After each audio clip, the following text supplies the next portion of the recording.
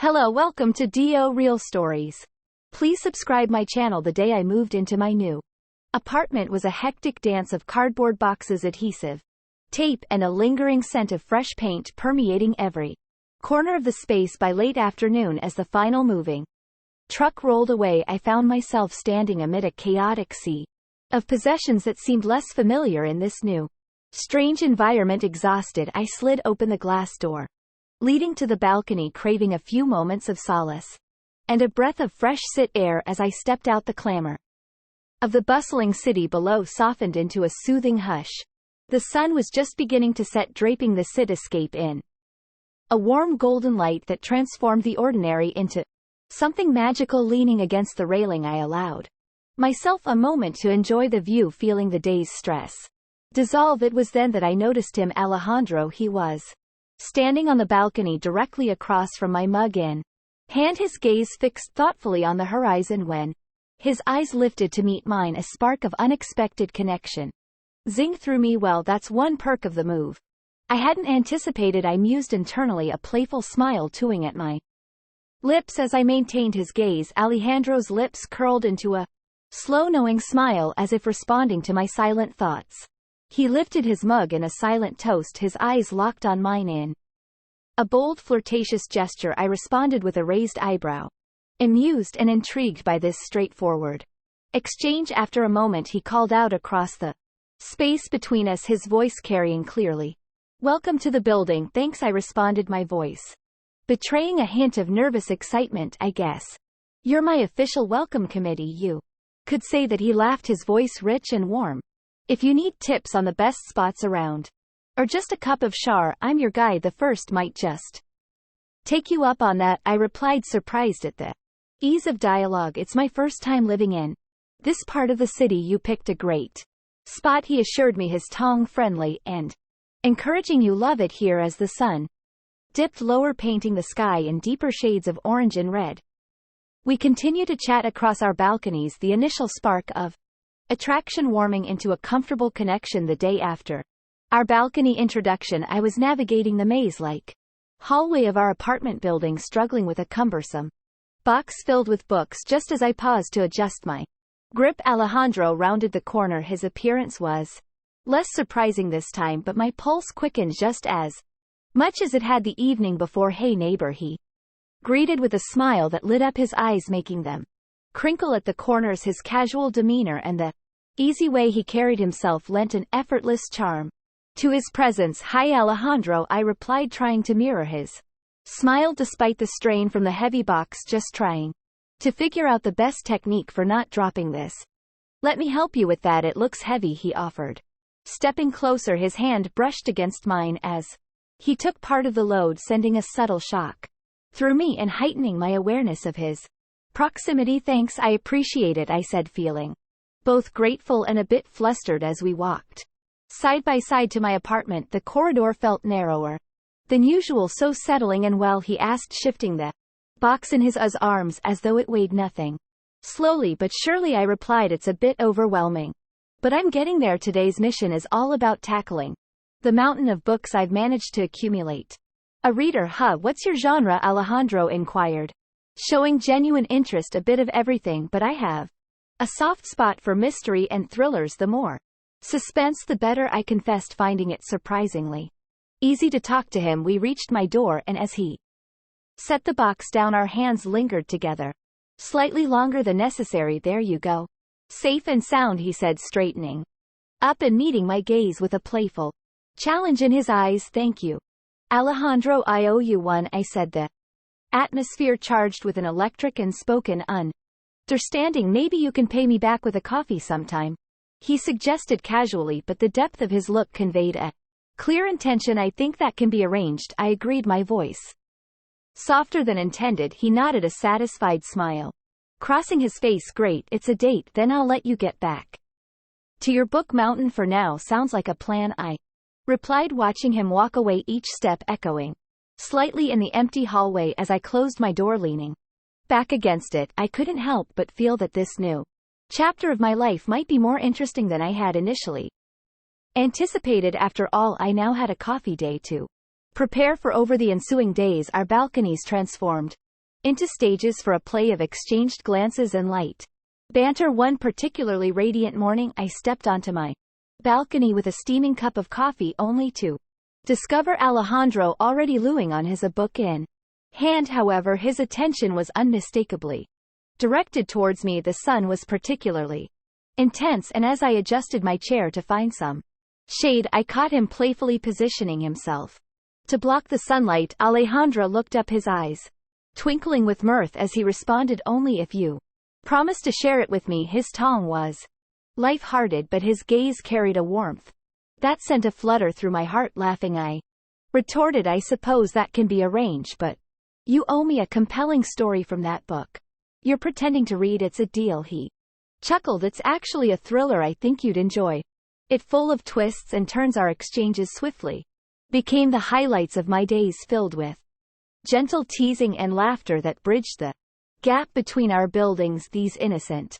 yet charged moments began to spin a thread of intimacy that was both exhilarating and slightly daunting. One evening, Alejandro leaned against his balcony railing, bathed in the golden hour light. "You know, this is my favorite time of day," he said, his voice soft and thoughtful. "Everything becomes quieter, more peaceful." I nod, a sense of contentment enveloping me. "It's beautiful," I agreed, watching the sky as it was painted in vibrant shades of orange and pink. "It makes you appreciate the little things." "Yes, exactly," he said, his eyes meeting mine with a gentle smile, "like having good neighbors who share sunsets and book recommendations," I added, aiming to maintain a light-hearted atmosphere, yet aware of the depth of our growing connection. "Absolutely," Alejandro agreed, his gaze holding mine a moment longer before he stood up. "But I better return to my book. I have a story to deliver, remember." "Of course. I can't wait to hear it," I responded, the anticipation of another shared moment leaving me eager for more. Late one evening, as the city embraced a quiet lull, I tackled the mounting pile of laundry. I skillfully avoided the communal laundry room nestled in the basement, was my chosen refuge for its usual solitude at this hour. Armed with my basket and a resigned mindset for the monotonous task ahead, I headed down.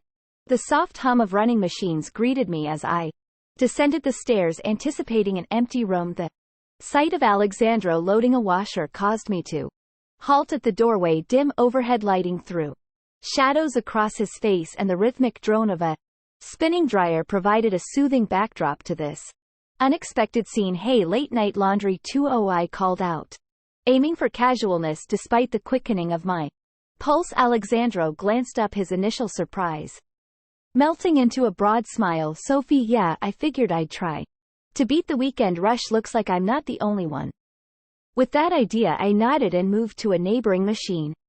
"Seems like it." The room was warm, the air thick with the scent of detergent and fabric softener. Our movements around each other, discarding used dryer sheets and reaching for detergent, felt unusually charged in the confined space. Breaking a brief silence, Alexandra's voice dropped to a playful whisper. "It's getting quite hot in here, don't you think?" As he adjusted the settings on the dryer next to mine, the comment sent a shiver through me, more from his proximity than the actual heat. "It does seem warmer than usual," I murmured back, my voice low, noting how close he now stood. His cologne mingled with the mundane aromas of the laundry room, crafting an unexpectedly mix. He glanced around the room, his gaze pausing on the closed door before meeting mine again. The look in his eyes was intense, suggesting depths beyond his words. "Maybe it's not just the dryers," he suggested, his tone laden with implied meanings. The run felt smaller, pulling as closer as the machine's background noise faded away. "Maybe," I replied, my voice barely above a whisper, caught in the intensity of his gaze. For a suspended moment we stood close, the unasked question hanging heavily. Then, almost imperceptibly, Alejandro moved closer, his hand brushing against mine at the washer, sparking electricity through me. The brief touch ignited a flurry of emotions I hadn't anticipated. "Sophie," he began, his voice husky. The sudden buzz of the dryer timer startled us both, shattering the moment we stepped back as if jolted back to reality. Alejandro ran a hand through his hair, his smile sheepish. "I should probably get these out," he said, nodding Toward the dryer, right? Yeah, me too, I stammered, acutely aware of the thin line we had just towed. Finally, Alejandro, standing mere inches from me, unexpectedly turned around and moved face to face with me. He whispered huskily, "Tell me to stop, Sophie," as his hands gently lifted me, setting me on the cold surface of a nearby washing machine. The stark contrast of the cold metal against my skin clashed with the warmth radiating from his body. Catching my breath, my mind raced. "What are we doing?" I murmured, a cocktail of desire and uncertainty lacing my voice. His proximity and the electric touch were overwhelming, dismantling the walls of restraint I had meticulously built. Alejandro paused, his gaze intense as he searched my eyes for an answer. For a suspended moment, me seemed to halt, our breaths mingling, hearts pounding in unison with the subdued throb of the machines, crafting a surreal backdrop to our reckless encounter. "We're feeling alive," he finally whispered back, his words barely rising above the sound of my racing pulse. It wasn't a justification or an apology, but a simple raw truth uttered in the heat of the moment. His lips met mine in a fervent rush, a kiss laden with need and urgency, a tumultuous clashing of souls.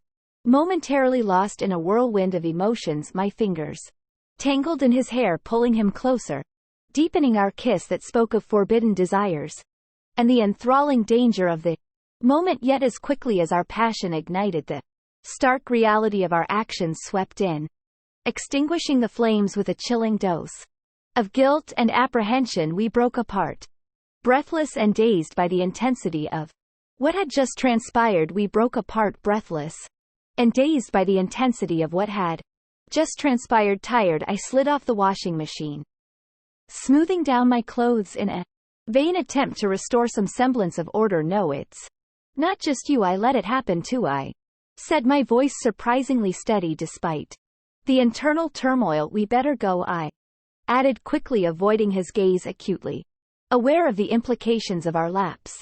Alejandro nodded, his features set in a grim resolve. "Yes, we should go." We exited the laundry room separately, the silence between us now palpable as the passion that had enveloped us moments before. The walk back to my apartment felt interminable, each step resonating with the tumultuous emotions of our encounter and the days following our encounter. In the laundry room, a quiet tension clung to me like a heavy cloak each time I passed Alexander's door or glinted him around the complex. My heart raced with dread and excitement. Then I saw Alejandro return home on a sunlit afternoon. While tending to my balcony plants, the sunlight framed him beautifully, painting a picture of just another resident enjoying a splendid day. His tranquil image shattered when a woman approached him. Their embrace was warm, and their kiss spoke volumes of their intimacy. From behind my potted ferns I watched, my heart sinking. Of course it was too good to be free of complications, I murmured bitterly. "Some flames are meant to burn fast and die out," I muttered to myself, watching the sunset paint the sky in shades of orange and pink. Time to cool off and find a new focus. This mantra felt like a cold shower, stark and shocking, but necessary. I would like to know if has a story similar to mine ever happened to you. Remember to subscribe to the channel to continue seeing more stories. Thank you very much, and until next time.